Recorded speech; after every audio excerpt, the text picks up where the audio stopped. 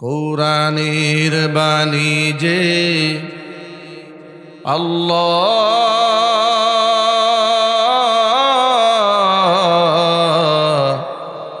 আমাকে করেছে ব্যাকুল, আমাকে করেছে ব্যাকুল। কোরআনের বাণী যে আল্লাহ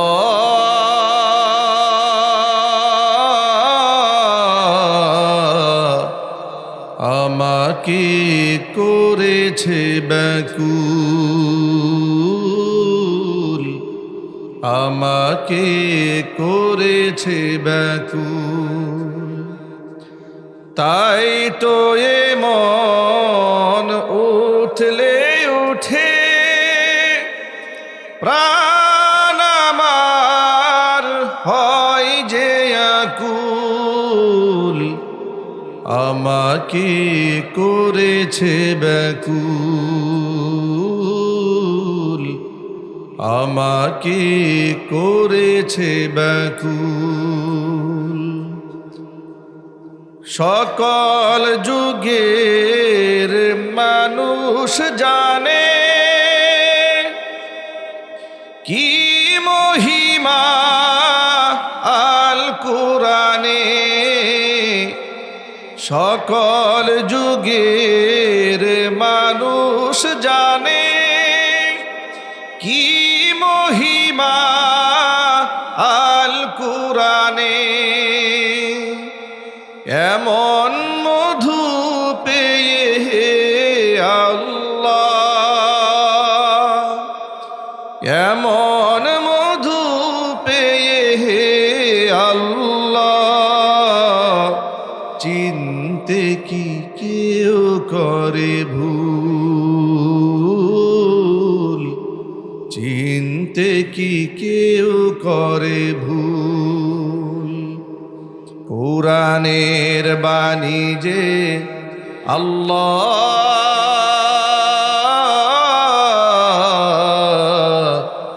আমাকে করেছে ব্যাকুল, আমাকে করেছে ব্যাকুল।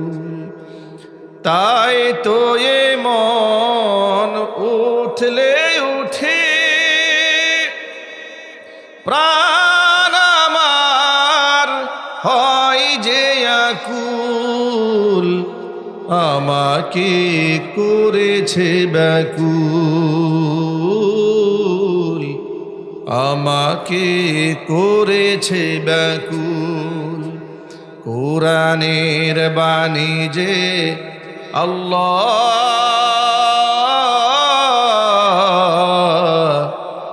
আমাকে করেছে ব্যাকুল, আমাকে করেছে ব্যাকুল, আমাকে করেছে ব্যাকুল।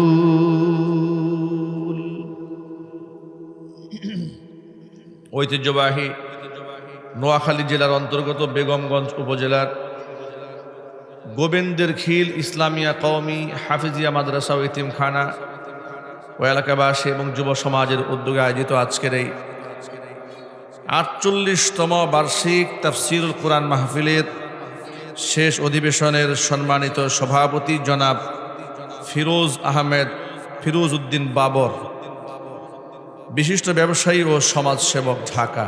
আল্লাহ রাব্বুল আলামিন জনাব ফিরোজ উদ্দিন বাবর ভাইয়ের নেক হায়াত দারাজ করুন। কি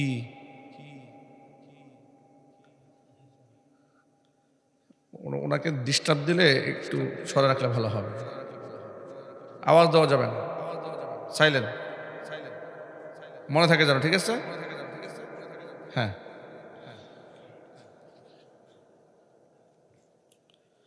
এছাড়াও আমন্ত্রিত বিশেষ অতিথিবৃন্দ, হাজরাত, উলামায়ে কেরাম, মুরব্বিয়ান এজম, অত্র এলাকা এবং পার্শ্ববর্তী এলাকার বিভিন্ন প্রান্ত থেকে ছুটে আসা দিনদরদি, ইমানদার, পরহেজগার, মুত্তাকি মুসলিম ভাইয়েরা, পর্দার অন্তরালে অবস্থানরত আমাদের সকলের শ্রদ্ধাভাজন পর্দানিশীল মা এবং বোনেরা, মহান আল্লাহ রাব্বুল আলামিনের দরবারে আলিশানে লাখো কোটি শুকরিয়া আদায় করছি যে মহান মনিব আমাদেরকে প্রচণ্ড এক ক্ষমতাধর স্বৈরাচারীর জুলুম থেকে, নির্যাতন থেকে, শোষণ থেকে জুলাই আগস্টের বিপ্লবের মাধ্যমে ২৫০০ তাজা প্রাণ শাহাদাতের বিনিময়ে, অজস্র মানুষের আহত হওয়ার বিনিময়ে, অজস্র মানুষ পঙ্গুত্ব বরণ করার বিনিময়ে আল্লাহ রাব্বুল আলামিন আমাদেরকে জুলুম এবং শোষণ মুক্ত করে স্বাধীন বাংলাদেশে স্বাধীনভাবে নিঃশ্বাস ফেলার সুযোগ তৈরি করে দিয়েছেন।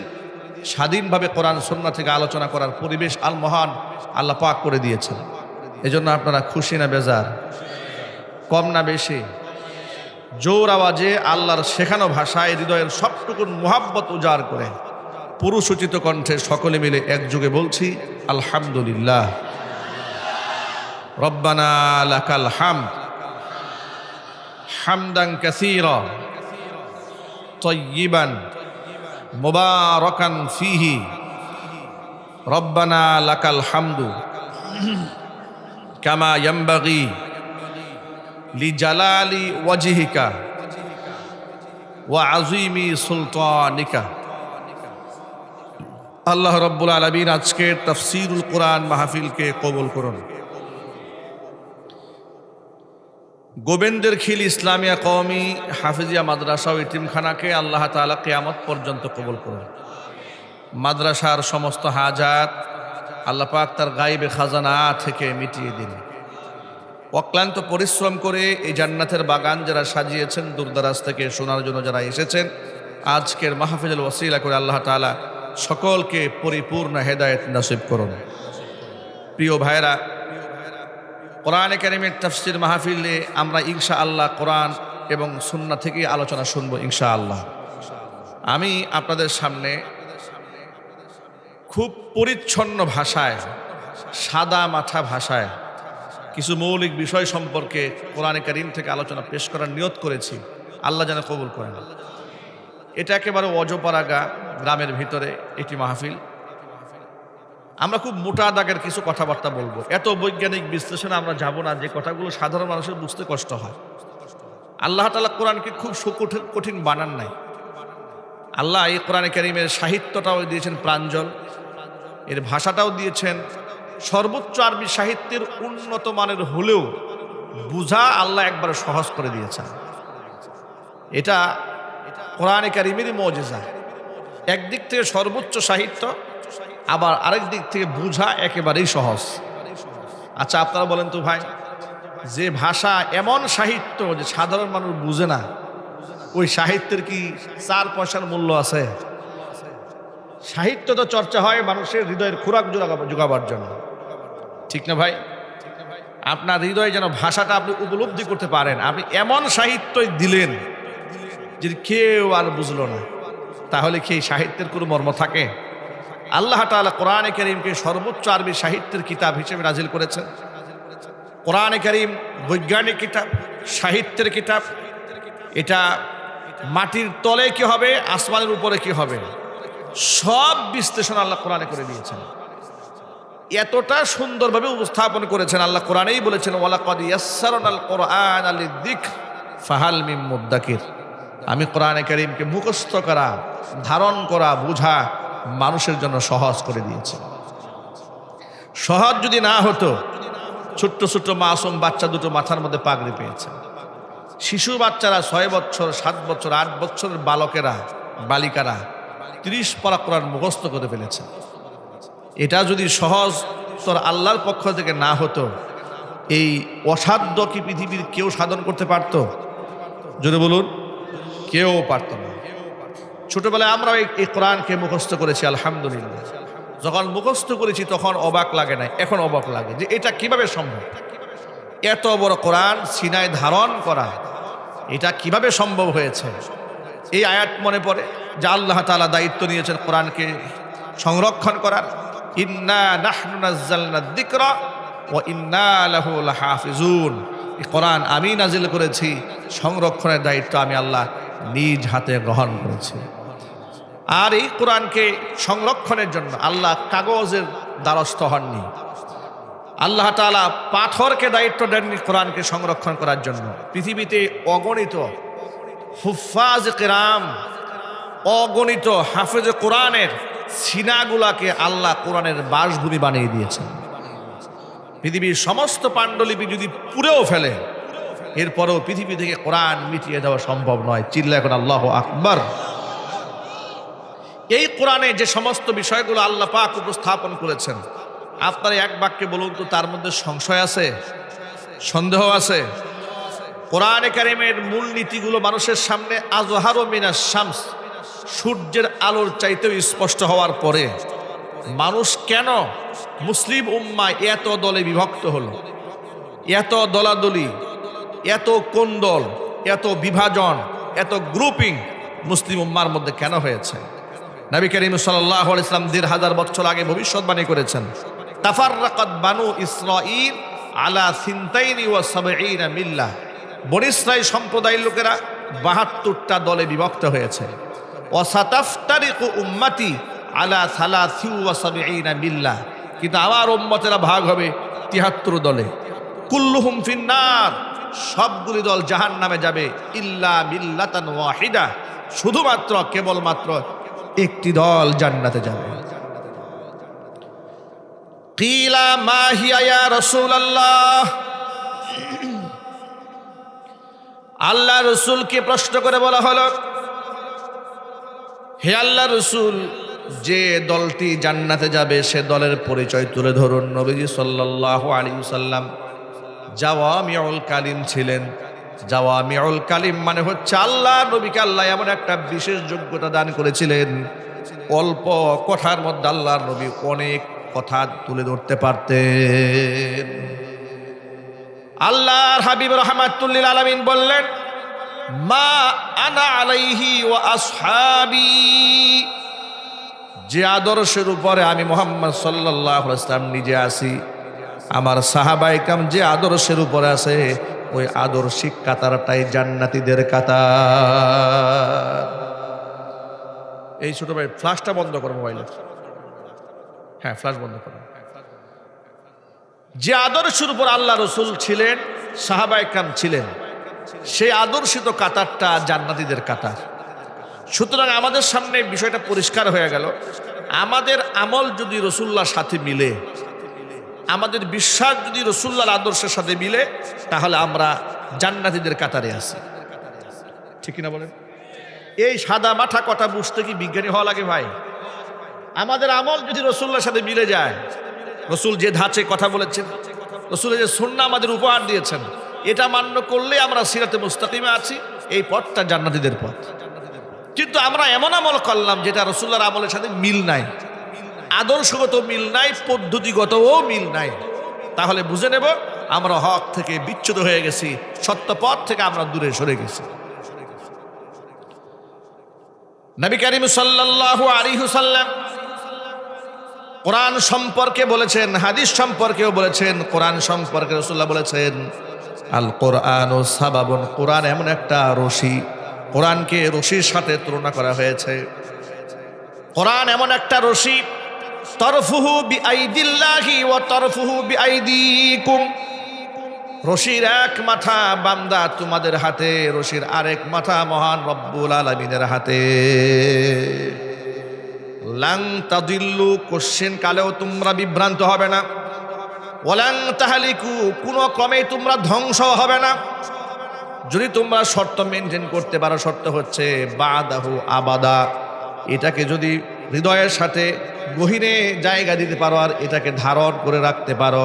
কোরআনে যা হালাল বলেছে হালাল মান্য করো, কোরআন যা হারাম বলেছে হারাম হিসেবে গণ্য করো। যদি কোরআনটাকে নিজের জীবনের জন্য অভিষ্ট লক্ষ্য মনে করতে পারো, তাহলে মনে রেখো কোশ্চিন কালেও তোমাদের পদস্খলন হবে না। জোরে জোরে বলেন সুবহানাল্লাহ। বিদায় হজের ভাষণে এবার কোরআন এবং সুন্নাহ সম্পর্কে রাসূলুল্লাহ বলেছেন, তারাকতু ফীকুম আমরাইনি, দুটো জিনিস তোমাদের মাঝে আমি ছেড়ে গেলাম। লাং তাদিল্লু মা তামাসসাকতুম বিহিমা, যদি তোমরা ওই দুইটা জিনিসকে অবলম্বন হিসেবে ধারণ করে রাখতে পারো। লাং তাদিল্লু, কোশ্চিন কালেও তোমরা সত্য পথ থেকে বিচ্যুত হবে না। এক হচ্ছে কিতাব আল্লাহ, আল্লাহর কিতাব কোরআন মাজিদ, আরেক হচ্ছে ওয়া সুন্নাতা রাসূলিহি, তার রাসূলের রেখে যাওয়া সুন্নাহ। সুতরাং কোরআন এবং সুন্নাহ হচ্ছে আমাদের জন্য সঠিক পথে পরিচালিত হওয়ার জন্য সবচাইতে বড় মাধ্যম, যদি বলতে হবে, ঠিক কিনা বলেন? এখন এই কোরআন এবং সুন্নাহ বাদ দিয়ে যদি আপনি যুক্তির পথে চলে যান, যদি আপনি নিজের শাহওয়াতের নফস, আপনি নিজের মনের গোলামি করেন, দলীয় গোলামি করেন, কুরামগিরি করেন, কুরাম মেনটেন করেন, তাহলে আপনি হক থেকে অনেক দূরে ছিটকে পড়বেন। আমাদের মানুষ সাধারণত সমাজে হেদায়েত গ্রহণ করতে তাদের বাধাগ্রস্ত তারা কেন হন? এখানে বেশ কয়েকটা কারণ আছে। কোনো কোনো ক্ষেত্রে অহংবোধ তাকে সত্যপথ থেকে বিচ্যুত করে দেয়, এক। দুই নাম্বার, কুরাম মেনটেন করে, আসাবিয়াত, স্বজন প্রীতি। জন্মসূত্র থেকে যেহেতু আমাদের অঞ্চলের মধ্যে, উপমহাদেশে নানা ধরনের বিভাজন আছে, ঠিক না ভাই? বিভাজন আছে। কোনো কোনো এলাকার মধ্যে মাজারপন্থী লোক বেশি, যারা নিজেদেরকে সুন্নি দাবি করলেও সুন্নতের খবর থাকে না। সবার ক্ষেত্রে একরকম নয়, বিশেষভাবে বেশিরভাগ ক্ষেত্রে এটা লক্ষ্য করা যায়, ঠিক কিনা যদি বলেন ভাই? আবার কিছু কিছু এলাকার মধ্যে এমন আছে আহলে হাদিসপন্থী কিছু লোকজন আছে, কিছু কিছু এলাকার মধ্যে মানুষ হানাফি মাসলাককে ফলো করে। এর মানে হচ্ছে যিনি যে এরিয়াতে যে পরিবেশে লালিত হয়েছে, তিনি ওই আদলে এমনভাবে বেড়ে ওঠে, তার সামনে যদি আপনি কোরআন, হাদিস, ইজমা, কিয়াস, তাফসির, হাত্তাকে, আমার মনে হয় তাদের গুরামিটা এমন মারাত্মক পর্যায়ে চলে যায়, তাদেরকে যদি স্পষ্ট এসে জিব্রাইলও বলে এই পথে চললে তুমি জাহান্নামে যাবে, সে বলবে প্রয়োজনে জাহান্নামে যাব কিন্তু পিসাব ছাড়বো না, ঠিক কিনা যদি বলেন? মানে গুরামিটা এবং কুরামটা এমন মারাত্মক, যার দ্বারা লোকেরা হক থেকে বিচ্যুত হন। আমি এই ক্ষেত্রে আমি মুতাদিল, ভারসাম্যপূর্ণ একটা কথা বলছি আপনাদের সামনে, যা আপনি কারো অন্ধভক্ত হবেন না, আপনি আমারও হবেন না, কোনো পীরেরও হবেন না। আমি বক্তা হিসেবে আপনাকে যা বলবো আপনি একেবারে সব মেনে সোজা বেহেশতে যাবেন, কথা কিন্তু তা নয়। আমি আপনাকে কিছু নলেজ অ্যাপ্লাই করব, কিছু আইডিয়া দেব, ওই আইডিয়ার সাথে আপনি আপনার আইডিয়াকে যোগ করবেন। আমার কথার সত্যতা উপলব্ধি করার জন্য আপনাকে মহাবিজ্ঞানী হতে হবে না। আমি শুধু আল্লাহর কোরআনের কিছু কথা আপনাদের সামনে নকল করছি। আচ্ছা প্রিয় ভাইরা, আমি মানুষ, আমি ভুল করতে পারি, আমার ভুল হতে পারে। মুহাম্মদ সাল্লাল্লাহু আলাইহি ওয়াসাল্লাম ভুল হতে পারে নাকি? এটা জোরে আওয়াজে বলেন। আমার ভুল হতে পারে, কোনো মুফাসসির তাফসীর করতে গিয়ে তারও খাতা হতে পারে। ইজতিহাদি খাতা যদি হয়, এতেও তিনি গুনাহগার হবেন না, কারণ ইজতিহাদ করেছেন তিনি কোরআন এবং সুন্নাহর ভিত্তিতেই। তিনি কোরআন মেনটেন করে ইজতিহাদ করেন নাই, তিনি ইজতিহাদ করেছেন আল্লাহর নাজিলকৃত কিতাব থেকে, নবী করিম সাল্লাল্লাহু আলাইহি সাল্লামের দেওয়া সুন্নাহ থেকেই তিনি ইজতিহাদ করেছেন। ইজতিহাদ মানে গবেষণা করেছেন, গবেষণা করে তার কাছে যেটা সঠিক মনে হয়েছে তিনি সেই মতামতটা ব্যক্ত করেছেন। সুবহানাল্লাহ। যারা মুস্তাহিদ ছিলেন, অপারেটর ভাই কই আছে? অপারেটর না, এখানে দেখেন তো অপারেটর গেল কই? অপারেটরকে বলেন আমার যে বক্সগুলোতে একটু আওয়াজ দিতে, আমার সাইটে স্টেজ মনিটরে একটু আওয়াজ দিয়ে রাখেন। মুজতাহিদগণ তারা ইজতিহাদ করেছেন কোরআন এবং সুন্নাহর ভিত্তিতেই, এই জন্য আল্লাহ পাক তাদেরকে মাকবুলিয়াত দান করেছেন, তারা মানুষের কাছে সম্মানিত হয়েছেন, তারা সম্মানের পাত্র হয়ে থাকবেন কিয়ামত পর্যন্ত। কথা বলেন ঠিক কিনা? যেমন ইমাম আবু হানিফা রহমাতুল্লাহি আলাইহি, ইমাম আহমদ ইবনে হাম্বল রহমাতুল্লাহি আলাইহি, ইমাম শাফিঈ রহমাতুল্লাহি আলাইহি, ইমাম মালিক রহমাতুল্লাহি আলাইহি, তারা চার মাযহাবের বড় চারজন ইমাম, তাদের সম্মান আল্লাহ পাক আকাশ চুম্বি বাড়িয়ে দিয়েছেন। হুজুরে কোন সুবহানাল্লাহ। তারা ইলমে আমলে অনন্য অসাধারণ ছিলেন, তাদের গোটা জিন্দেগি কোরআন এবং সুন্নাহর জন্য তারা কোরবান করে দিয়েছিলেন। এই জন্যই আল্লাহ পাক তাদেরকে মাকবুল বানিয়েছেন। আমি আমার সামনে যে সমস্ত ভাইরা বসে আছেন তাদেরকে বোঝাবার জন্য বলি একদম সহজ বাংলা ভাষায়, আমি এই কোরআনের হাজার হাজার আয়াতের ভেতর থেকে আপনাদের সামনে সূরাতুল মাইদার একেবারে ছোট্ট একটা আয়াতে কারিমা আপনাদের সামনে উপস্থাপন করেছি। আল্লাহ তাআলা এই আয়াতে বলেছেন, আল-ইয়াউমা আকমালতু লাকুম দীনাকুম ওয়া আতমামতু আলাইকুম নি'মাতি ওয়া রাদিতু লাকুমুল ইসলাম দীনা। আজকের এই দিনে আমি তোমাদের জন্য তোমাদের দিনকে পূর্ণ করে দিলাম, তোমাদের উপর আমার নিয়ামতকে পরিপূর্ণ করে দিলাম। ওয়া রাদিতু লাকুমুল ইসলাম দীনা, দিন হিসেবে, ধর্ম হিসেবে, জীবন ব্যবস্থা হিসেবে, পথ প্রদর্শন হিসেবে, মুক্তির পথ হিসেবে তোমাদের জন্য আমি আল্লাহ তাআলা ইসলামকে মনোনীত করে নিলাম। তাহলে এক বাক্যে বলেন তো, দিন পরিপূর্ণ করে দিয়েছেন কে? সেই দিনের নাম কি? সেই দিনের নাম কি? ইসলাম। এর মানে ইসলাম পরিপূর্ণতায় এসেছে ১৫০০ বছর আগে। পরিপূর্ণ হওয়ার মানে হচ্ছে নতুন করে এর মধ্যে সংযোজন করার কোনো সুযোগ নাই, বিয়োজন করারও কোনো প্রয়োজন নাই, ঠিক কিনা? এটাই তো ইসলাম বলে, মানে পূর্ণাঙ্গ। আপনি যেখানে তাকাবেন ইসলাম সেখানেই পূর্ণাঙ্গ। বিচার ব্যবস্থায় ইসলাম পূর্ণাঙ্গ ভূমিকা রেখেছে। আকীদার ক্ষেত্রে ইসলাম পরিপূর্ণতা গোটা জাতিকে উপহার দিয়েছে। মুআমালাত, মুআশারাত, ব্যবসা বাণিজ্য, লেনদেন, স্বামী স্ত্রীর মুআমালাত, স্ত্রী সন্তানের মুআমালাত, প্রতিবেশীর সাথে মুআমালাত, রাষ্ট্র ব্যবস্থার সাথে মুআমালাত, এখনো কিছু নাই যা ইসলামের ১৫০০ বছর আগে কমপ্লিট করে দেওয়া হয় নাই। সব দিয়ে দিয়েছেন। আল্লাহু আকবার বলে, সব কমপ্লিট।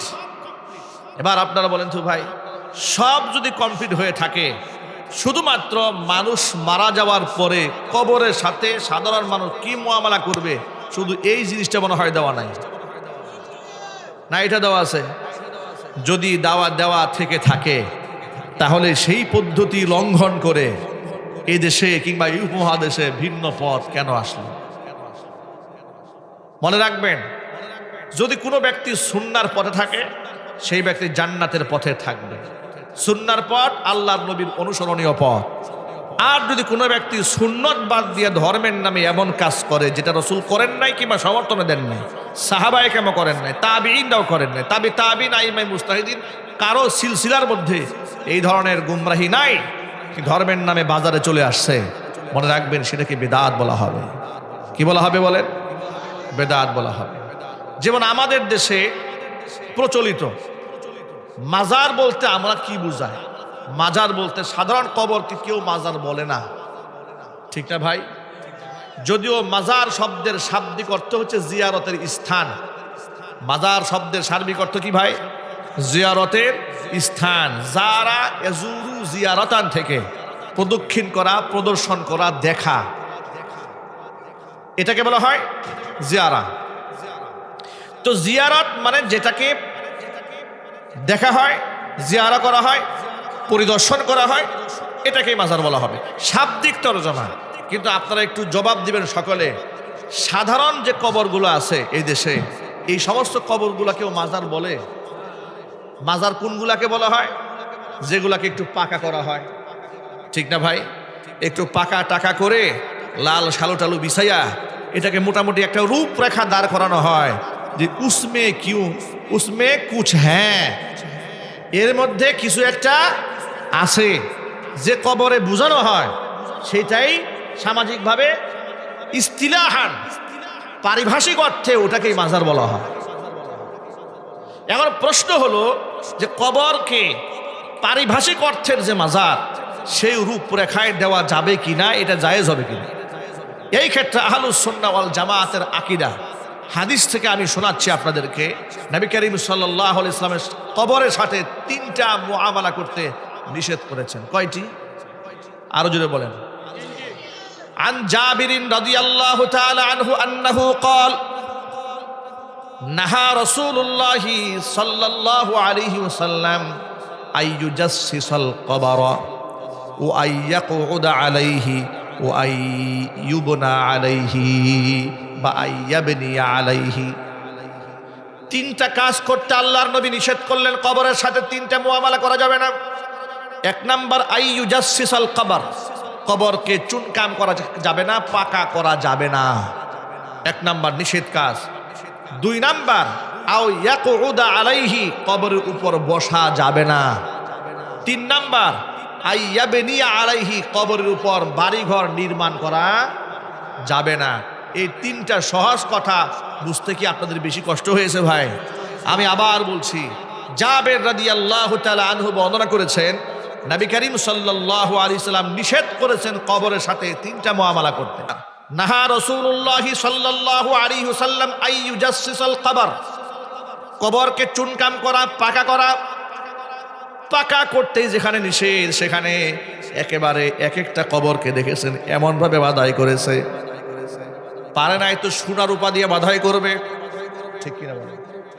কি করেছে এক একটা কবরকে, বাপরে বাপ! কবর উপর গুম্বজ বানিয়েছে, মেনারা বানিয়েছে, এর উপর বাতি আলোকসজ্জা করেছে, এর উপর মশারিও টানিয়ে দিয়েছে, এর উপর কবরে, পাকা কবরের উপর আগরবাতি মোমবাতি জ্বালাতে জ্বালাতে অবস্থা খারাপ করে ফেলেছে। কবর উপর ফ্যানটা পর্যন্ত দিয়ে দিয়েছে, যাতে করে কবরে যিনি শুয়ে আছেন না গরম না লাগে। মশারি টানিয়ে দিয়েছে, মশাই না কামড়ায়। এই ভণ্ডামির মানেটা কি? এগুলা যদি আমরা নিষেধ করি, বাধা দেই, তো নিষেধ করেছি আমার মন গড়া না, হাদিসে আছে বলেই তো আপনাদেরকে সতর্ক করেছি। যদি হাদিসে না থাকতো তাহলে আপনাদেরকে আমি যে সতর্ক করলাম বা বললাম, এর ভিত্তি কি? একটা ভিত তো থাকতে হবে, ঠিক না ভাই? আমার তো একটা খুঁটি লাগবে, আমি সেই খুঁটির জুড়ে কথা বলবো। আমার খুঁটি হচ্ছে হাদিস, সুন্নাহ। আর ওরা কথা বলে মন গড়া। আমরা এগুলো বললে কি বলে জানেন? এগুলো হচ্ছে ওহাবি হুজুর। বাস একটা কথা বলে ফেলি। যদি সম্ভব হয়, তোমাদের এত ক্ষমতা থাকে, একটা হাদিস বলো, যে হাদিস দেয়া প্রমাণ করা যায় যে হ্যাঁ এই যেরকম বিল্ডিং মাজারে বানানো জায়েজ আছে, এগুলো বলো না। এগুলো বলবে না। অমুক পীর সাহেব বলেছেন জায়েজ আছে, অমুক ল্যাংটা পীর বলছে জায়েজ আছে, অমুক পাগলা পীর বলছে জায়েজ আছে, বা দলিল। আমি বললাম হাদিস, আর উনি আমার সামনে দিয়ে আসছে অমুক পাগলার কথা, অমুক ছাগলার কথা। আল্লাহ রসুলের হাদিসের সামনে কোনো পাগল ছাগলের কথা চলে? জোরাবাজে বলুন, চলে? হযরত আলী কাররামাল্লাহু ওয়াজহা বলেছেন, নবী করিম সাল্লাল্লাহু আলাইহি ওয়াসাল্লাম আমাকে নির্দেশ প্রদান করেছেন উঁচু কবরগুলাকে ভেঙে সমান করে দিতে। হুজুর আমাকে নির্দেশ প্রদান করেছেন, আদেশ করেছেন আমি যেন উঁচু কবরগুলা ভেঙে সমান করে দিই। এই কথাগুলো যদি সমাজের মধ্যে আলোচনা করা হয়, তখন ওরা খুব কষ্ট পায়। কেন কষ্ট পায় জানেন? ওদের ব্যবসার পুঁজিটাই তো মাজার, ঠিক না ভাই?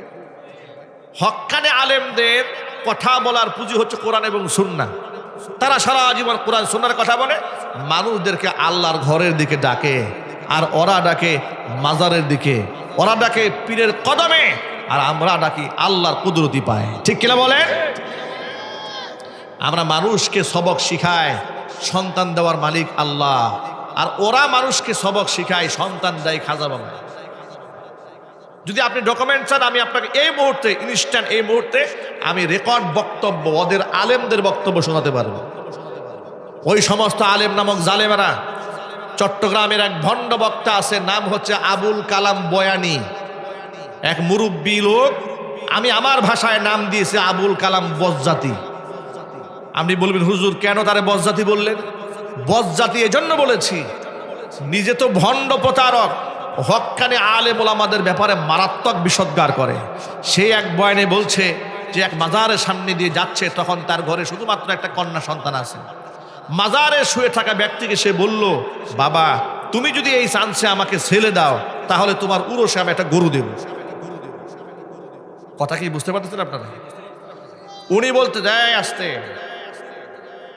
উনি বলছেন কবরে শুয়ে থাকা ব্যক্তিকে বললাম, মাজারে বাবা তুমি যদি এই চান্সে আমাকে একটা পুত্র সন্তান দান করো, তোমার কবরে তোমার উরসের মধ্যে আমি একটা গরু দেব। উনি বলেন পরের বছর তার নাকি যমজ 2টা পুত্র সন্তান হয়েছে। নাউজুবিল্লাহ। তার পুত্র সন্তান হয়েছে, এটা আমি না, এটাকে নাউজুবিল্লাহ বলি না, নাউজুবিল্লাহ বলেছি তার আকীদার উপরে। তাকে তো পুত্র সন্তান দিয়েছেন কে? আর যদি বলেন ভাই আল্লাহ দিয়েছেন, কিন্তু সে কি বলল যে আমি কবরে বলেছি পুত্র সন্তান হলে আমি তোমার উরসে গরু দেব। পরবর্তীতে 2 সন্তান হয়েছে, আমি উরসে 2টা মহিষ দিয়েছি, 2টা গরু দিয়েছি। নাউজুবিল্লাহি মিন যালিক। এই সমস্ত ভণ্ডামি মাজার পূজনের করে আমরা ওদের ভণ্ডামির বিরুদ্ধে কথা বলি, আমাদেরকে বলে আমরা অলির বিরুদ্ধে কথা বলি।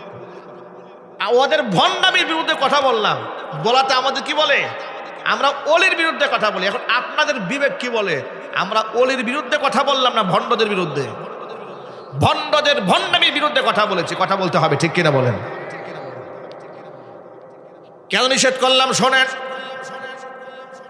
আল্লাহর নবী সাল্লাল্লাহু আলাইহি সাল্লাম বলেছেন, ইয়াকুম ওয়াল বিদআহ, ইয়াকুম ওয়া মুহদাসাতিল উমুর, ফাইন্না কুল্লা মুহদাসাতিন বিদআহ ওয়া কুল্লা বিদআতিন দালালা ওয়া কুল্লা দালালাতিন ফিন্নার। ধর্মের নামে নব আবিষ্কৃত যত বিষয় আছে সবগুলো থেকে তোমরা বিরত থাকবে। ফাইন্না কুল্লা মুহদাসাতিন বিদআহ, ধর্মের নামে নব আবিষ্কৃত যা আছে সবগুলোই হচ্ছে বেদাত। আর ওয়া কুল্লা বিদআতিন দালালা, প্রত্যেকটা বেদাতি হচ্ছে গুমরাহি, পথভ্রষ্টতা। ওয়া কুল্লা দালালাতিন ফিন্নার, প্রত্যেকটা পথভ্রষ্টতার স্থান হচ্ছে জাহান্নাম। ভাইরা, হাসরের মাঠে রাসূলের কাছ থেকে হাউজে কাউসার পান করার প্রয়োজন নাই আমাদের? আশা আছে না ভাই? কার কার আশা আছে হাত দেখি তো। রাসূলুল্লাহর কাছ থেকে আমরা কারা কারা হাউজে কাউসার পান করতে চাই? আল্লাহ যেন কবুল করেন, হাত নামান। আল্লাহর নবী সাল্লাল্লাহু আলাইহি ওয়াসাল্লাম বলেছেন, হাউজে কাউসার পান করার জন্য অগণিত মানুষরা আমার সামনে আসবে, আর মানুষদেরকে হাউজে কাউসার পান করার জন্য এত বেশি পিয়ালা আমার সামনে দেওয়া হবে, আসমানের নক্ষত্র সমতুল্য পিয়ালা আমার সামনে উপস্থাপন করা হবে। এর মানে হচ্ছে অগণিত পেয়ালা রাসূলুল্লাহর সামনে দেওয়া হবে। নবী করিম সাল্লাল্লাহু আলাইহি ওয়াসাল্লাম উম্মতকে হাউজে কাউসার পান করাবেন। এই হাউজে কাউসার পান করাবার সময় কিছু লোক রাসূলের সামনে আসবে। এমন সময় ফেরেশতা এসে বলবেন, হে রাসূল, আপনি এদেরকে পানি পান করাবেন না। হুজুর বলবেন, এরা তো আমার উম্মতি, এরা তো আমার উম্মত। ফেরেশতারা বলবে, হ্যাঁ এরা আপনার উম্মত ঠিক আছে, কিন্তু আপনার ইন্তেকাল পরে এই মানুষগুলো আপনার ধর্মের মধ্যে বিকৃতি সাধন করেছে। আল্লাহ নবী সাল্লাল্লাহু আলাইহি ওয়াসাল্লাম তখন বলবেন, সুহকান সুহকান লিমান গায়্যারা মিন বাদি,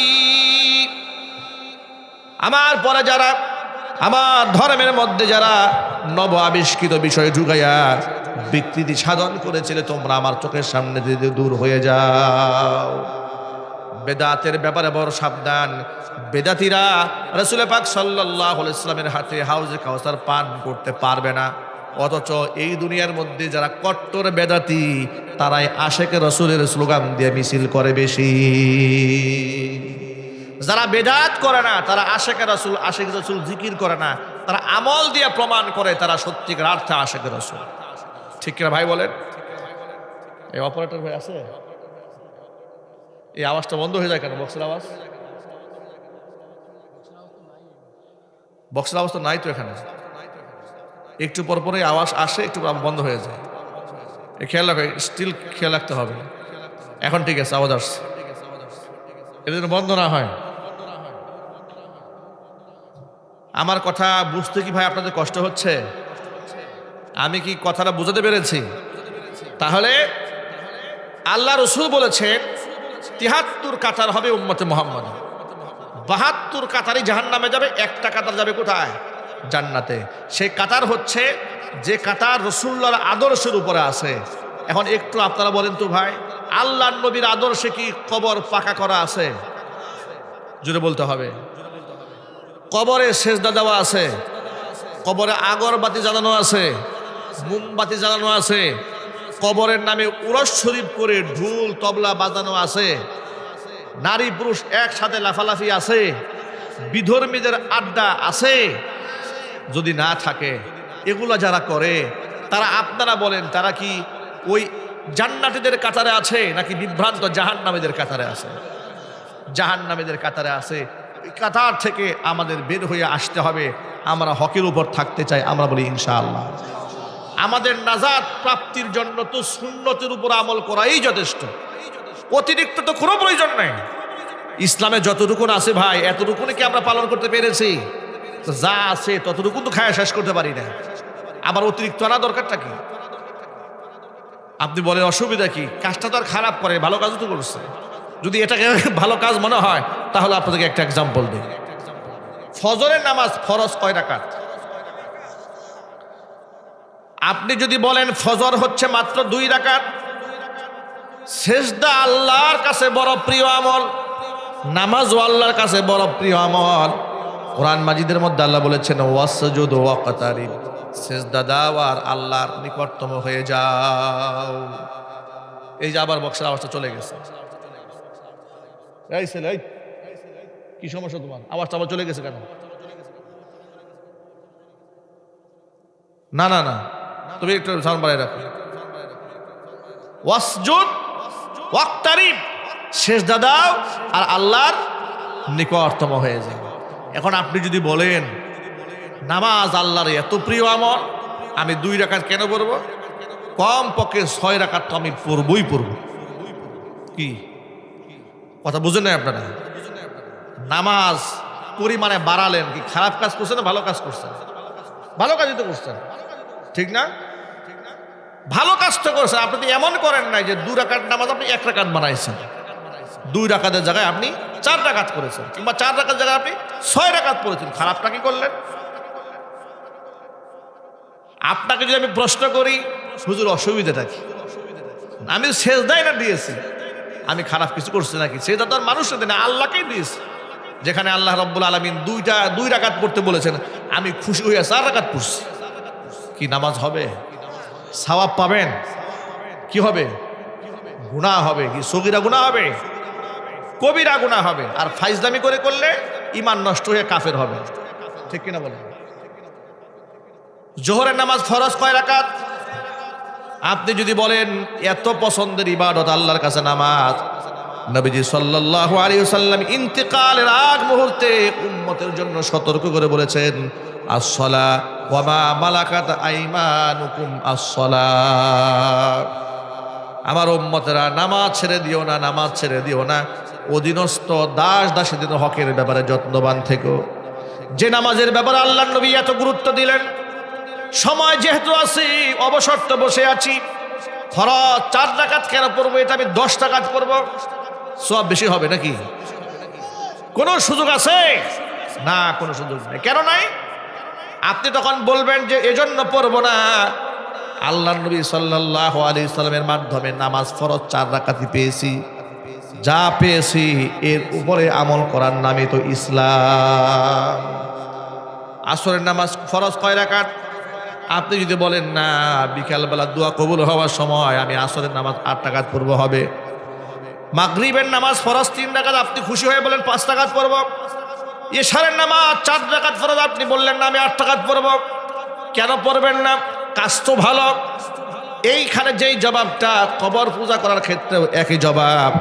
আপনার ক্ষেত্রে জবাব হলো, ইসলামে যে কয় রাকাত আমার জন্য ফরজ করা হয়েছে, যেভাবে ফরজ করা হয়েছে, 1 চুল সেখানে বাড়াবার কমাবার কোনো সুযোগ নাই।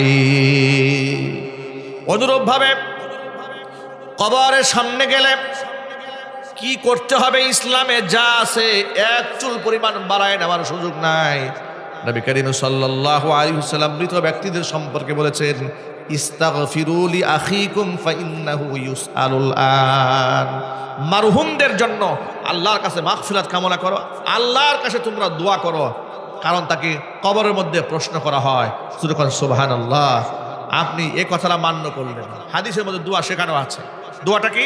আসসালামু আলাইকুম ইয়া আহলাল কুবুর, আসসালামু আলাইকুম দার কওমিন মুমিনিন ওয়া ইন্না ইনশাআল্লাহু বিকুম লাহিকুন। আপনি তার জন্য সালাম দিলেন, তার জন্য আল্লাহর কাছে দোয়া করলেন এবং বললেন অচিরে আমরা তোমাদের সাথে এসে মিলিত হচ্ছি। সব আপনি বলে দিলেন। এত কিছু হাদিসে স্পষ্ট থাকার পরে আপনি সব বাদ দিয়ে দিয়েছেন। বাদ দিয়ে কি করেছেন জানেন? কবরের সামনে গিয়ে একদম ডাইরেক্ট সেজদায় পড়ে গেছেন। সেজদায় পড়ে গিয়ে বলতেছেন, বাবা আমার তো ছেলে নাই, আমার ছেলে দাও, আমার মেয়ে নাই, মেয়ে দাও, আমার ব্যবসা বাণিজ্য উন্নতি হচ্ছে না, ব্যবসা বাণিজ্য উন্নতি দাও। এই যে ছেলে পেলেগুলা পরীক্ষায় সামনে আসছে, এদেরকে পরীক্ষায় পাশ করায় দাও। হালাল না হারাম? জোর আওয়াজে বলেন হারাম। এই হারাম কাজ করলেন ধর্মের নামে, দিনের নামে, এটাকে বলা হয় বেদাত। এটা কি? বেদাত মানে ধর্মের নামে নব আবিষ্কৃত ইবাদত, তা বিদাত। অনুরূপভাবে কিছু কিছু পাঠ আছে, এখানে কুফুরির পর্যায়ে মানুষকে নিয়ে যায়, শিরকের পর্যায়ে নিয়ে যায়। যদি আপনি আল্লাহকে বাদ দিয়ে গায়রুল কাছে চান, এটা হবে শিরক। ঠিক কিনা বলেন? চাবো কার কাছে? আল্লাহর কাছে চাবো। এই মোটা দাগের কথাটা বুঝতে তো কারো কষ্ট হওয়ার কথা নয়, কিন্তু এই ক্ষেত্রে কুরআন মেনটেন করে। কুরআনটা কি? আমার বাপ দাদা তো আগে মাজার টাজার করে আসছে, হঠাৎ করে আমি যদি এগুলো বাদ দিই তাহলে ওহাবি টুহাবি হয়ে যায় কিনা আবার। আহা প্রিয় ভাই, আপনি কার কথা শুনছেন? আপনার সামনে তো কোরআন আছে, সুন্নাহ আছে, আপনি তো অন্ধ নন। ইসলাম তো এমন নয় যে এটা সব মৌলবীরা পড়বে, সাধারণ মানুষ কিছু বুঝবে না। এটা তো আর হিন্দু ধর্মের মতো এমন না যে তাদের ধর্মীয় গ্রন্থ শুধুমাত্র ব্রাহ্মণ যারা তারাই পড়বে, নাপিত নিচু পর্যায়ে মানুষ যারা তারা পড়তে পারবে না, ছুতে পারবে না, ধরতে পারবে না। বিষয়টা কি এরকম? কোরআন সবার জন্য উন্মুক্ত। আচ্ছা প্রিয় ভাইরা, মাজারের নামে যদি এই রকম করে ব্যবসা করা জায়েজ থাকতো, মাজারে যদি সেজদা দেওয়া জায়েজ থাকতো, মাজারের কাছে চাওয়া যদি জায়েজ থাকতো, তাহলে নিশ্চয়ই কবরে শুয়ে থাকা ব্যক্তির কাছে সাহায্য চাওয়ার যদি কোনো সুরত থাকতো, নিশ্চয়ই মানুষ সর্বপ্রথম মুহাম্মদ রাসূলুল্লাহর কবরে গিয়ে চাইতেন। ঠিক কিনা বলেন? রাসূলে পাক সাল্লাল্লাহু আলাইহি ওয়াসাল্লামের রওজায় গিয়া হুজুরের কাছে কেউ কিছু চায় না, চায় কার কাছে? আল্লাহর কাছে চায়। আপনাদেরকে একটা হাদিস শরীফের একটা অংশ শোনাচ্ছি। আল্লাহর নবী ইন্তিকালের আগে আল্লাহর কাছে দোয়া করলেন, আল্লাহুম্মা লা তাজআল কবরি ওয়াসানান ইউবাদ ইশতাদ্দা গযবুল্লাহি আলাল ইয়াহুদি ওয়ান নাসারা ইত্তাখাযু কুবুর আমবিয়াইহিম মাসাজিদা। নবীজি আল্লাহর কাছে দোয়া করেছেন, আল্লাহুম্মা হি আল্লাহ, লা তাজআল কবরি ওয়াসানান, আল্লাহ তুমি আমার কবরটাকে মূর্তি ভাস্কর্য বানিয়ে দিও না, ইউবাদ যার ইবাদত করা হয়। আমার কবরটাকে মূর্তি বানিয়ে দিও না, যার ইবাদত করা হবে। ইশতাদ্দা গাদাবুল্লাহি আলাল ইহুদি ওয়ান নাসারা, ইহুদি এবং নাসারাদের উপর আল্লাহর ক্রোধ মারাত্মক আকার ধারণ করেছে। কারণ ইত্তাখাযু কুবুর আমবিয়াইহিম মাসাজিদা, তারা তাদের নবীদের কবরগুলাকে সেজদার জায়গা বানিয়ে নিয়েছিল। সুতরাং নবীদের কবরগুলাকে সেজদার জায়গা বানিয়ে নেওয়ার কারণে আল্লাহর ক্রোধ তাদের উপর বর্ষিত হয়েছে। হে উম্মতে মুহাম্মাদি, তোমরা নবীদের কবরকে সেজদার জায়গা বানাবে না। যেখানে নবীর কবরেই সেজদা দেওয়া যায় না, সেখানে ল্যাংটা সার কবর দেওয়া যায়। কথা বুঝতে পেরেছেন? সেখানে পাগলা সার কবরে সেজদা দেওয়া যায়, হারাম। সবাই একটু জোরে বলেন। ওরা আবার ব্যাখ্যা করে বলে যে না, আমরা তো সেজদা দেই, তবে এটা ইবাদতের সেজদা দেই না, আমরা তাজিমি সেজদা দেই, সম্মান করি। আমরা আল্লাহর ওলিদেরকে ইজ্জত দিই, আল্লাহর ওলিদেরকে আমরা সম্মান করি। আমি এক সেকেন্ডের জন্য মেনেই নিলাম উনি যে পীরের কদমে সেজদা দেয় উনি আল্লাহর ওলি, আমি মানলাম। যদিও তার ওলি মানার এত কোনো রাস্তা নাই। খোঁজখবর নিয়ে দেখবেন নামাজ পড়ে না, রোজা রাখে না, হজ করে না, জাকাত দেয় না, মহিলার সাথে পর্দা করে না, কবিরা গুনাহ যা আছে সব করছে, তারে ওলি মারার কি কোনো সুযোগ আছে? নাই। এরপরেও তর্কে খাটে মেনে নিলাম উনি একজন আল্লাহর ওলি। ওলিকে আপনি সম্মান করেছেন, নিশ্চয়ই ওলিদের সম্মান করতে হয়। মনে রাখবেন, আসমানের নিচে জমিনের উপরে নবী রসুলদের পরে, সাহাবায়ে কেরামের পরে তাবিন, তাবে তাবিন, আইম্মায়ে মুজতাহিদিন, সালফে সালিহিনদের পরে উলামাদের সম্মান, এবং উলামারাই হচ্ছেন আল্লাহর সবচেয়ে বড় ওলি। ঠিক কিনা বলেন? উলামাদের ব্যাপারে কোরআনে স্পষ্ট দলিল আছে। দলিলটা কি?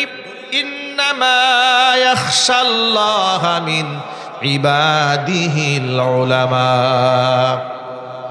নিশ্চয় আমার বান্দাদের মধ্যে উলামারাই আমি আল্লাহকে সব চাইতে বেশি ভয় করে চলে। জোরে জোরে বলেন সুবহানাল্লাহ। তাহলে যদি তাদেরকে ওলি মানা হয়, নিশ্চয়ই আলেমরা আল্লাহর ওলি, আর সবচাইতে বড় সম্মান তো তাদেরই পাওয়ার কথা। ঠিক কিনা? গেল একটা পর্ব। আরেকটা পর্ব, মানুষ সম্মানিত হওয়ার পরে কে কতটুকু সম্মান পাবে তার একটা লিমিটেশন আছে, সীমাবদ্ধতা আছে না নাই?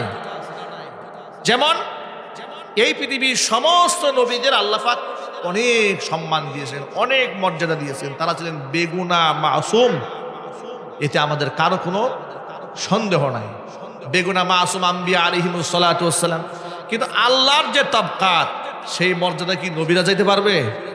আপনি কি করলেন? সম্মান দিতে দিতে নবীদেরকে আল্লাহর আসনে গিয়ে পৌঁছাই দিয়েছেন।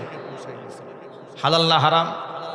যে কাজটা খ্রিস্টানেরা করেছিল, খ্রিস্টানরা কি করেছিল শোনেন। খ্রিস্টানেরা বলল, ওয়াকালাতিন নাসারাল মাসীহু ইবনুল্লাহ, ঈসা ইবনে মারিয়াম তিনি তো শুধুমাত্র একজন নবী রাসূলই নন, তিনি আল্লাহর ছেলে। এবং হযরতে মারিয়াম তিনি হচ্ছেন আল্লাহর স্ত্রী। নাউযুবিল্লাহি মিন যালিক, যার দরুন তিনে মিলে আল্লাহ হয়। এক হচ্ছে ঈসা আলাইহিস সালাম, আরেকটা হযরত মারিয়াম, আরেকটা হচ্ছে আল্লাহ।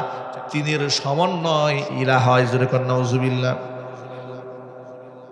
ওরা বিশ্বাস করে ক্রিসমাস ডে 25শে ডিসেম্বর আল্লাহ তাআলা তার স্ত্রী মারিয়ামের গর্ভে থেকে তার সন্তান, তার পুত্র ইসমাইলকে জন্ম দিয়েছেন। এই জন্য ক্রিসমাস ডে উপলক্ষে এই পৃথিবীর খ্রিস্টানেরা বড়দিন উদযাপন করে। বড়দিন উদযাপন করে কেন? ওরা বিশ্বাস করে এই দিনে আল্লাহর পুত্রের জন্ম হয়েছে। সুতরাং তারা এই বিশ্বাস করে কত ভয়াবহ গুনাহগার হয়েছে তার বর্ণনা কোরআন শরীফে সূরা মাঈদার শেষ প্রান্তে আছে। কিয়ামতের দিন আল্লাহ তাআলা ঈসা আলাইহিস সালামকে দাঁড় করাবেন। অজস্র মানুষের সামনে নবী ঈসা আলাইহিস সালামকে আল্লাহ তাআলা জবাব দিয়ে তার কাঠগড়ায় দাঁড় করাবেন। কিন্তু আমি আপনাদের কাছে জানতে চাই, আল্লাহ রাব্বুল আলামিন তিনি জানেন না ঈসা আলাইহিস সালাম এই পৃথিবীতে কি কাজ করেছেন? কথা বলেন, জানেন না? জানার পরেও তিনি অজস্র মানুষের সামনে তার নবী ঈসাকে দাঁড় করাবেন। দাঁড়ায় কি বলবেন দেখেন, কোরআনে লেখা আছে। আল্লাহ পাক বলেন, وَإِذْ قَالَ اللَّهُ يَا عِيسَى ابْنَ مَرْيَمَ أَأَنْتَ قُلْتَ لِلنَّاسِ اتَّخِذُونِي وَأُمِّيَ إِلَٰهَيْنِ مِن دُونِ اللَّهِ। ঈসা আলাইহিস সালামকে আল্লাহ বলবেন, আ'আনতা কুলতা লিন-নাস, তুমি কি মানুষদেরকে কথা বলেছিলে নাকি? ইত্তাখিযুনি ওয়া উম্মিয়া, আমাকে এবং আমার মাকে, ইলাহাইনি, তোমরা মাবুদ রূপে গ্রহণ করো, মিন দুনিল্লাহ, আল্লাহকে বাদ দিয়ে। ও ঈসা, তুমি উম্মতকে শিখাইছিলা এটা? ঈসা আলাইহিস সালাম তখন কি বলবে শোনেন। ঈসা আলাইহিস সালাম বলবেন কিয়ামতের মাঠের কথা এগুলো। ক্বালা সুবহানাক, আল্লাহ আমি তোমার পবিত্রতা ঘোষণা করছি। মা ইয়াকুনু লি আন নাকুলা মা লাইসা লি বিহাক, যে কথা আমার বলার অধিকার নাই এমন জঘন্য কথা তো আমি ওদেরকে বলতে পারি না। ইন কুনতু কুলতুহু ফাকাদ আলিমতা, তারপরেও যদি আমি এমন কথা বলেই থাকতাম, ইন কুনতু কুলতুহু, হে আল্লাহ তুমি আমাকে যে অভিযুক্ত করলে, যদি আমি এটা করে থাকতাম, বলে থাকতাম, ফাকাদ আলিমতা, সেটা তুমি খুব ভালো করেই জানতে। তা'লামু মা ফি নাফসি ওয়ালা আ'লামু মা ফি নাফসিক, আল্লাহ তুমি আমার অন্তরে যা আছে তুমি সব জানো, কিন্তু তোমার মধ্যে কি আছে আল্লাহ এটা আমি জানি না। ইন্নাকা আনতা আল্লামুল গুয়ুব, গায়েব সম্পর্কে তুমি সব অবগত আছো। চিল্লায় কোন আল্লাহু আকবার। এর মানে হচ্ছে ঈসা আলাইহিস সালাম কিয়ামতের ময়দানে স্বীকার করে নেবেন তার উম্মতের যে কাজটা করেছে এটা তার পরামর্শ করে নাই, শয়তানের ওয়াসওয়াসায় করেছে।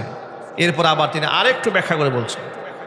আল্লাহ পাককে ডেকে তিনি বলবেন, মা কুলতু লাহুম ইল্লা আমারতানি বিহি, ও আল্লাহ তুমি আমাকে যার নির্দেশ প্রদান করেছিলে এই কথা ছাড়া আমি আমার উম্মতকে অন্য কোনো কথা বলি নাই।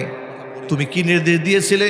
তুমি আমাকে নির্দেশ দিয়েছিলে এই কথা বলতে, আনি ইবুদুল্লাহ রব্বি ওয়া রাব্বাকুম, তোমরা আমি ঈসা আলাইহিস সালাতু ওয়াস সালামের রব আল্লাহর ইবাদত করো এবং তোমাদের রবের ইবাদত করো। আমি তো আমার উম্মতকে কোনোদিন বলি নাই আমাকে প্রভু হিসেবে গ্রহণ করতে।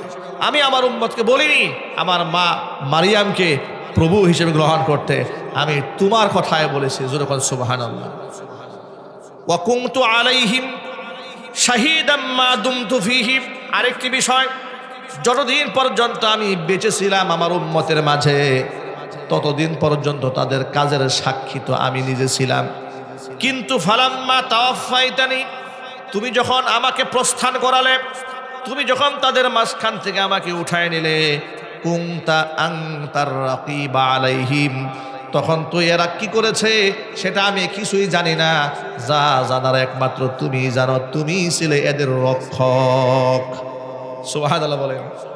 আচ্ছা, এখান থেকে একটা বড় কথা পাওয়া যায়, একজন নবী যিনি আল্লাহ পাকের রূহ, আল্লাহ পাকের কালিমা, পিতার ঔরস সারা জন্ম হয়েছে, তিনি বলছেন ফালাম্মা তাওফাইতানি, আল্লাহ তুমি যখন দুনিয়া থেকে আমাকে উঠিয়ে নিয়েছ, মৃত্যু ঘটিয়েছ, কুনতা আনতার রাকিবা আলাইহিম, আমার উম্মতের অভিযুক্ত ব্যক্তিদের ব্যাপারে তো আমি তো কিছুই জানতাম না, কারণ দুনিয়া থেকে তো তুমি আমাকে উঠাই নিয়েছো। এর মানে কেউ যদি দুনিয়া থেকে একবার প্রস্থান করে, দুনিয়াবাসী সম্পর্কে তিনি আর কিছু অবগত থাকেন না। একজন নবী হয়েই যদি দুনিয়াবাসী তার উম্মত সম্পর্কে অবগত না থাকেন, তাহলে একজন পীর সাহেব কেমনে কবর সে মুরিদের খবর রাখে? কথা কি বুঝতে কষ্ট হয়েছে আপনাদের? ঈসা আলাইহিস সালাম আল্লাহকে বলছেন, আল্লাহ ফালাম্মা তাওফাইতানি, যখন তুমি আমাকে প্রস্থান করালে দুনিয়া থেকে, তখন তো আমার উম্মত কি করেছে না করেছে, কাকে ডেকেছে কাকে ডাকে নাই, এই কিছুই তো আমি জানি না। কুনতা আনতার রাকিবা আলাইহিম, এদের ধারক বাহক, এদের রক্ষক তো আল্লাহ তুমিই ছিলে, তুমি তো সব জানো। তাহলে একজন নবী স্বীকার করে নিয়েছেন, আমার মৃত্যুর পরে কিংবা আমার ওফাতের পরে কিংবা দুনিয়া থেকে প্রস্থানের পরে আমার উম্মতের হালাত আমি জানি না। নবী হয়ে যদি প্রস্থানের পরে উম্মতের হালত না জানে, পীর কেমনে কবরে শুয়ে শুয়া মুরিদের খবর রাখে? কোন মুরিদ যদি বলে আমার পীর কবরে থাকলে কি হবে, আমার দৈনন্দিন হালতের খবর তার কাছে আছে, ওর মতো জাহেলে মুরাক্কাব এই পৃথিবীতে আর নেই। ঠিক কিনা জুড়ে বলেন? এর চেয়ে বড় মূর্খ আর কেউ আছে? কেউ না। এই কথাগুলো পয়েন্টে পয়েন্টে মনে রাখবেন। ওরা যদি বলে পীরের ব্যাপক পাওয়ার আছে, এক ভণ্ড দেখি ওই দিন বলতেছে বক্তব্যের মধ্যে, মালাকুল মাউত তো আমার জানও কবজ করতে পারবে না যতক্ষণ আমার বাবার পারমিশন না আসবে। আচ্ছা, এরা খায় কি বলেন তো আপনারা একটু? কি খাইলে এই ধরনের বাজে কথা বলতে পারে? নিঃসন্দেহে এটা ডেট এক্সপায়ার গাঁজা গুজা না খাইলে এগুলো বলা যায় না। ঠিক না যদি বলেন? ডেট এক্সপায়ার গাঁজা খাবার পরেই তারা এই ধরনের ভণ্ডামি কথাবার্তা বলতে পারে। আল্লাহ তাআলা উম্মতকে হেফাজত করেন, জোরে কোন আল্লাহুম্মা আমিন। এরপরে তিনি বলছেন ও আনতা আলা কুল্লি শাইইন শাহিদ, সব কিছুর সাক্ষী আল্লাহ তুমি নিজেই। সব কিছু তিনি মেনে নিলেন। মেনে নেওয়ার পরে সর্বশেষ একটু নমনীয় হয়েছে, উম্মতের মায়ায় নমনীয় হয়ে আল্লাহকে বলছে, আল্লাহ তিনি বলবেন ইন তুআযিবহুম ফাইন্নাহুম ইবাদুক, আল্লাহ আমার উম্মতেরা অপরাধ করেছে আমি জেনেছি, আমি বুঝতে পেরেছি, তবে এদের অপরাধের শাস্তি তুমি যদি এদেরকে দান করো ফাইন্নাহুম ইবাদুক, এরা কিন্তু তোমারই বান্দা। মায়ার কথা এটা। আল্লাহ এদেরকে শাস্তি যদি যাও, এরা কিন্তু তোমারই বান্দা। ওয়া ইন তাগফির লাহুম, তুমি যদি এদেরকে ক্ষমা করে দাও এদের অন্যায়টা, ফাইন্নাকা আনতাল আজিজুল হাকীম, তুমি মহাপরাক্রমশালী প্রজ্ঞাময়। এর মানে তুমি এমনই ক্ষমতাধর সত্তা, কোনো ব্যক্তি তোমার কাছে জবাব দিতে চাইবে সে তুমি ক্ষমা করলে কেন, এমন সাহস কারণে তুমি আজিজ। জোরে জোরে কোন সুবহানাল্লাহ। ভাইরা আমার, ঘটনা থেকে কতগুলো শিক্ষা বের হয়ে এলো। ঈসা আলাইহিস সালাতু ওয়াস সালামকে কিয়ামতের ময়দানে আল্লাহ পাক জবাবদিহি তার কাঠগড়ায় দাঁড় করায় দিবেন। তিনি সেদিন কিয়ামতের ময়দানে রবের সামনে দাঁড়ায় বলবেন, আল্লাহ কোনো দিন আমি আমার উম্মতকে বলি নাই যে তোমরা আমাকে এবং আমার মাকে আল্লাহকে বাদ দিয়ে রব হিসেবে গ্রহণ করো। তাদেরকে বলি নাই, একমাত্র তোমার কথায় বলেছি। একজন নবী হয়ে রবের সামনে সব কিছু স্পষ্ট জানাই দিবেন। তাহলে এখন আপনারা এক বাক্যে একটু জবাব দিয়ে বলেন, কিন্তু পরবর্তীতে খ্রিস্টানেরা যে কাজটা করেছে সেটা কি ইমানের কাজ করেছে না কুফরি কাজ করেছে? এখনো তারা আপনার যিশু খ্রিস্টের সামনে গিয়া দেখবেন, তারা সেখানে শুলে বিদ্ধ একটা যিশুর আকৃতি বানায়া এরকম দেখবেন যে ক্রস চিহ্ন আছে, ক্রুসের চিহ্ন আছে না ভাই, স্কোয়ার চিহ্ন আছে। তারা বুঝায় যে ঈসা আলাইহিস সালামকে তারা এইভাবে শুলেবিদ্ধ করে তাকে হত্যা করা হয়েছে, সাহায্য প্রার্থনা করছে। আর এই ক্রিসমাস ডে উপলক্ষে দেশের অসংখ্য মুসলমানেরা দেখি যে শুভেচ্ছা জ্ঞাপন করে, বুঝে করার বা বুঝে করে ধর্মীয় তো কোনো জ্ঞান নাই। আমি আজকে আসার পরে দেখলাম বাংলাদেশের এক কুখ্যাত নায়িকা নিজের সন্তানকে নিয়ে ক্রিসমাস ডে উপলক্ষে তিনি ওই খ্রিস্টানদের পোশাক পরেছেন। ওদের উপমা তো এখানে টানার কথা না, টেনেছি শুধু এ কথা বোঝাবার জন্য, যেহেতু তাদেরকে দেশের বৃহৎ একটা অংশের মানুষরা সেলিব্রিটি মনে করে, তারকা মনে করে, তাদের কাজটাকেও আইডল হিসেবে গ্রহণ করে। তারা যে পোশাকটা পরেছে তাদের দেখা দেখি তাদের কিছু ভক্ত অন্ধ আছে না কিছু ভাই, তারা বলবে তাহলে আমাদের বাচ্চা কাচ্চা নিয়েও আমরা একটু বড়দিন উদযাপন করি। আবার পত্রিকায় দেওয়া হয়েছে অমুক নায়িকা তার সন্তানকে নিয়ে বড়দিন উদযাপন করলেন, কিন্তু তিনি কিন্তু খ্রিস্টান নন। খ্রিস্টান না হয়েও তিনি বড়দিন উদযাপন করেন। তিনি আবার মাঝে মাঝে পূজাও করেন, মাঝে মাঝে আবার রোজার কথাও বলেন। মানে এরা যে কোন দলের কোন ধর্মের অস্তিত্বই খুঁজে পাওয়া যায় না। যার ধর্মের পরিচয় নাই সে কোনোদিন মুসলমানদের আইডল, আইকন, অনুসরণীয়, অনুকরণীয় কিছুই হতে পারে না। ঠিক কিনা ভাই? ধর্মের পরিচয় সবার ঊর্ধ্বে থাকতে হবে, বলেন ইনশাআল্লাহ। আমার এতক্ষণের আলোচনা থেকে আপনাদের কাছে যেটা বোঝাতে চেয়েছি সেটা হচ্ছে এই, আল্লাহকে বাদ দিয়া কারো কাছে সাহায্য চাওয়া যাবে? আরো যদি বলেন। কিন্তু খ্রিস্টানরা বিভ্রান্ত হয়েছে, নবীকে সাহায্য চাওয়ার মারফত বানিয়েছে। এই জন্য কিয়ামতের ময়দানে ঈসা আলাইহিস সালাতু ওয়াস সালামকে আল্লাহ আসামির কাঠগড়ায় দাঁড় করায় দিবেন। যেখানে একজন নবীর কাছে সাহায্য চাওয়া যায় না, তার কাছ থেকে মাগফিরাত কামনা করা যায় না, তার কাছে গুনাহ মাপের জন্য আরজি পেশ করা যায় না, তার কাছে ভালো মন্দের কল্যাণের ফয়সালা কামনা করা যায় না, সেই ক্ষেত্রে কোথাকার কোন পীরের পায়ে গিয়ে আপনি কল্যাণ কামনা করতেছেন? কেন করছেন এগুলো? এটা হচ্ছে হক থেকে বিচ্যুত হওয়ার পথ। আল্লাহর কসম, এটা জান্নাতের পথ নয়, এটা জাহান্নামীদের পথ। ইসলামে যা আছে ততটুকুন পালন করেন, যেটা নাই সেটা আমরা পালন করব না। আমরা সদা সর্বদা কার সাহায্য চাবো? ইনশাআল্লাহ। কার ইবাদত করব? কারণ দিন কমপ্লিট, এখানে গুজামেল দেওয়ার কিছু নাই। আল্লাহর কাছেই যদি আপনি সাহায্য চান তাহলে কি হবে শোনেন। আল্লাহর নবী রাইসুল মুফাসসিরিন আব্দুল্লাহ ইবনে আব্বাস রাদিয়াল্লাহু তাআলা আনহুকে ডেকে বলছেন, ইয়া গোলাম, ও বৎস শোনো, ইদা সাআলতা ফাসআলিল্লাহ, যদি কিছু চাওয়ার প্রয়োজন হয় তুমি আল্লাহর কাছেই চাইবে। ওয়া ইদা ইসতাআনতা ফাসতাইন বিল্লাহ, সাহায্য প্রার্থনা করার যদি প্রয়োজন হয় আল্লাহর কাছে সাহায্য প্রার্থনা করবে। আল্লাহ নবী তাকে শিখিয়ে দিয়েছেন। এও বলেছেন আল্লাহ পাক তোমার ভাগ্যে যা নির্ধারণ করে রেখে দিয়েছেন সেটা তাই হবে। আল্লাহ যদি তোমার কল্যাণ চান, আর গোটা পৃথিবীর সব মানুষ মিলেও যদি তোমার অকল্যাণ চান, আল্লাহ যা চান সেটাই হবে। তারা পৃথিবীবাসী মিলে তোমার অকল্যাণ সাধন করতে পারবে না। আর আল্লাহ যদি তোমার অকল্যাণ চান, বিশ্বের সব মানুষ একত্রিত হয়েও তারা তোমার কল্যাণ কামনা করতে পারবে না। এই আকীদাটা ভাই পরিষ্কার হয়েছে তো ইনশাআল্লাহ? বলেন আলহামদুলিল্লাহ। এখন থেকে চাবো কার কাছে? আল্লাহর কাছে চাবো। ছোট্ট একটা ঘটনা আপনাদের সামনে শোনাচ্ছি। ওমরে ফারুক রাদিয়াল্লাহু তাআলা আনহু হাদিসের রাবী, তিনি বলেন নবীজি সাল্লাল্লাহু আলাইহি সাল্লাম একদিন আমাদেরকে একটা কাহিনী শোনালেন। হুজুর বললেন, সালাসাতু নাফারিম মিম্মান কানা ক্বাবলাকুম হাত্তা ওয়াহুমুল মাবিতু ইলা গারিন। বনী ইসরাঈল সম্প্রদায়ের তিনজন ব্যক্তি দূর সফরে কোথাও রওনা হয়েছিল। চলতে চলতে ক্লান্ত পরিশ্রান্ত হয়ে তারা পাহাড়ের গুহায় গিয়ে আশ্রয় নিল। রাতের বেলায় বজ্রপাত হয়েছে, পাহাড়ের উপর থেকে বড় একটা পাথরের টুকরা গড়াতে গড়াতে এসে যে গুহায় তারা ঢুকেছে গুহার মুখের সামনে এসে আটকাইয়া যায়। তিনজন ব্যক্তি গুহার মধ্যে বন্দী হয়ে গেল। বন্দী হয়ে যাওয়ার পরেও তারা ইমানদার হওয়ার কারণে তারা হতাশ হননি, নিরাশ হননি। কারণ তারা জানতেন যেখানে কেউ দেখতে পান না সেখানে একজন দেখতে পান, যেখানে কেউ সাহায্য করতে পারেন না সেখানে একজন সাহায্য করতে পারেন। তিনি কে? পরামর্শের ভিত্তিতে তিনজন বলল, আজকে আমরা আল্লাহর কাছে জীবনের শ্রেষ্ঠ ইবাদতের বিনিময়ে আজকে আমরা আল্লাহর কাছে সাহায্য প্রার্থনা করব।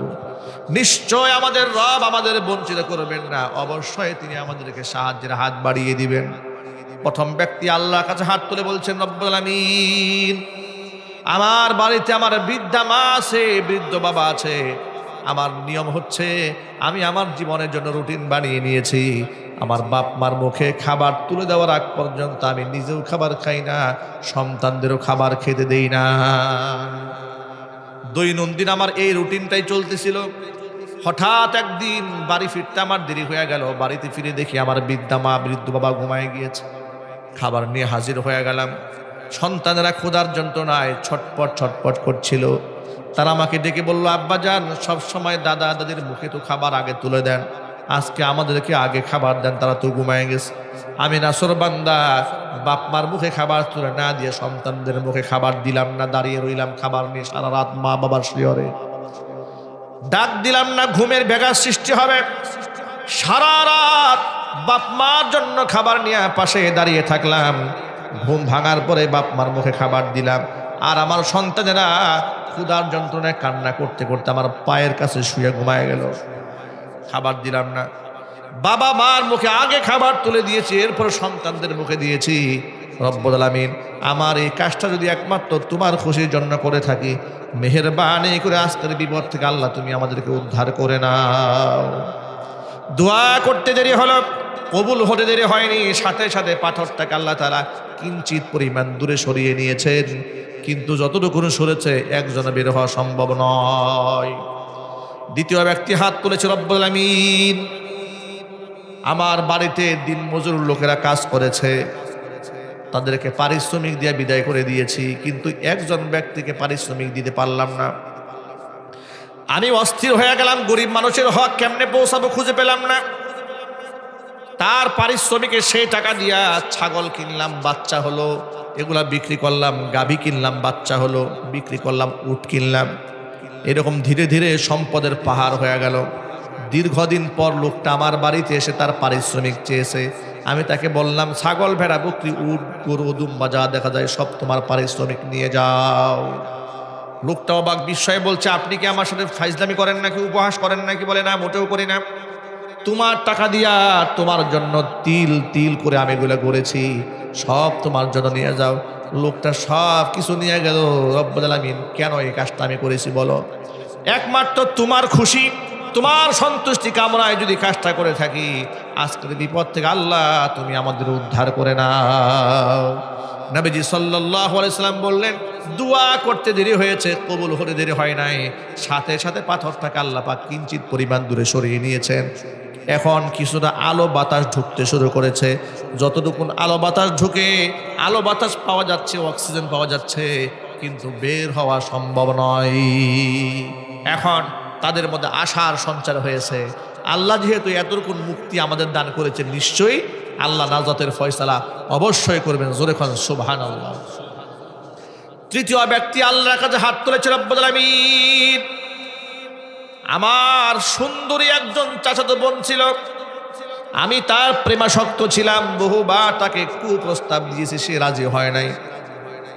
ইতোমধ্যে এলাকার মধ্যে দুর্ভিক্ষ দেখা দিল, মানুষের পেটে খাবার নাই, ক্ষেত খামারে ফসল নাই। আমার সেই বোনটি ক্ষুধার যন্ত্রণা সইতে না পেরে পরিবারের লোকদের মুখে খাবার তুলে দেওয়ার জন্য আমার কাছে সাহায্যের জন্য হাত বাড়িয়েছে। আমি তাকে কন্ডিশন দিয়ে দিলাম, যদি আমার প্রস্তাবে রাজি হও তোমাকে আমি 100 স্বর্ণ মুদ্রা দিব। বোনটি নিরুপায় হয়ে প্রস্তাবে রাজি হলো, 100 স্বর্ণ মুদ্রা দিয়ে দিলাম। যেদিন একান্তে তার সাথে আমি মিলিত হতে গেলাম, আমার বোনটি আমাকে ডেকে বলছেন, ইত্তাকিল্লাহ, আল্লাহকে ভয় করো, আল্লাহকে ভয় করো। এ কথা যখন বলেছে, জাহান্নামের আগুনকে ভয় করো। অবৈধ মেলামেশা আল্লাহ হারাম করেছেন, হারামকে হালাল বানাতে যেও না। যখন আমাকে এই ভয়টা দেখিয়েছে, সাথে সাথে আমার বোনের সামনে থেকে আমি সরে আসছি, টাকাও ফেরত নেই নাই। রব্বুল আলামিন, একমাত্র তুমি তো জানো কাহিনী, একমাত্র তোমার খুশির জন্য যদি কাজটা করে থাকি, আজকের বিপদ থেকে আল্লাহ তুমি আমাদেরকে উদ্ধার করে নাও। নবীজি সাল্লাল্লাহু আলাইহি ওয়াসাল্লাম বলেছেন, দোয়া করতে দেরি হয়েছে, বান্দার দোয়া আল্লাহ পাক কবুল করতে দেরি করেন নাই। সাথে সাথে পুরা পাথরটাকে গর্তের মুখ থেকে সম্পূর্ণ দূরে সরাই দিয়া 3 জন ব্যক্তির জন্য মুক্তির রাস্তা আল্লাহ পাক খুলে দিয়েছে। সাহায্য চাবো একমাত্র কার কাছে? আরো জোরে বলেন। সুতরাং যত ভাইয়েরা এখানে আছেন, যাদের বাবা মা বেঁচে আছে, বাবা মার শ্রদ্ধার সম্মান থাকবে সবার উপরে। 1000 পীর যদি এক পাল্লায় দেন, কসম আল্লাহর আপনার মায়ের জুতার সমানও হবে না। আপনার কাছে আপনার বাবা মার চাইতে বড় পীর নাই, কারণ আপনার বাপ মার দোয়া আপনার জন্য 100% কবুল বলেছেন বিশ্বনবী মুহাম্মদুর রাসূলুল্লাহ সাল্লাল্লাহু আলাইহি ওয়াসাল্লাম। এই কথাটা মনে থাকবে ভাই ইনশাআল্লাহ, জুড়ে বলেন ইনশাআল্লাহ। যা চাবো আল্লাহর কাছেই চাবো, সাহায্য প্রার্থনা করবো আল্লাহর কাছে সাহায্য প্রার্থনা করব, এবং দ্বীনি কাজ যা করবো ইখলাসের সাথে করবো। আল্লাহ পাক যেন তৌফিক দান করেন। মানুষের হক মারা থেকে নিজেকে আমরা বাঁচায় রাখবো। আমরা বলি ইনশাআল্লাহ। দান সদকা যদি করতে মনে চায়, মাজারে মৃত ব্যক্তিকে আপনারা কেন সাহায্য করেন? মৃত ব্যক্তি কি টাকার খুব প্রয়োজন? কথা বলেন। দান বাক্স কেন মাজারও থাকবে? দান বাক্স থাকবে এতিমখানায়, দান বাক্স থাকবে প্রয়োজন হসপিটালের সামনে, যেখানে অসহায় মানুষ টাকার জন্য চিকিৎসা গ্রহণ করতে পারে না। কথা বলেন ঠিক কিনা? আপনি মাজারের সামনে দান বাক্স কেন বসিয়ে রেখেছেন? এই টাকার যায় কোথায়? গোটা বাংলাদেশে এটা নিয়ে ভণ্ডামি চলছে, উপমহাদেশে ভণ্ডামি চলছে। সুতরাং সাহায্য এতিমখানায় করেন। নবী করিম সাল্লাল্লাহু আলাইহি ওয়াসাল্লাম বলেছেন, আনা ওয়া কাফিলুল ইয়তীম, আমি এবং এতিমের দায়িত্বভার গ্রহণকারী ব্যক্তি বেহেশতে থাকবো এইরকম পাশাপাশি। জোরে কোন সুবহানাল্লাহ। এতিমখানায় দান করবেন, সাহায্য করবেন, মিসকিনকে সাহায্য করবেন। আল্লাহর হাবিব বলেছেন, আস-সাঈ আলাল আরমিলাতি ওয়াল মিসকিন, বিধবার মিসকিনকে যদি কেউ সাহায্য করে, এতিমকে সাহায্য করে, তার মর্যাদা এত বেশি। কাল মুজাহিদি ফি সাবিলিল্লাহ, আল্লাহর রাস্তায় জিহাদ করলে মুজাহিদ যে সওয়াব পায়, এতিম বান্দাকে সাহায্যকারী বান্দাকে আল্লাহ সেই সওয়াব দান করে দেয়।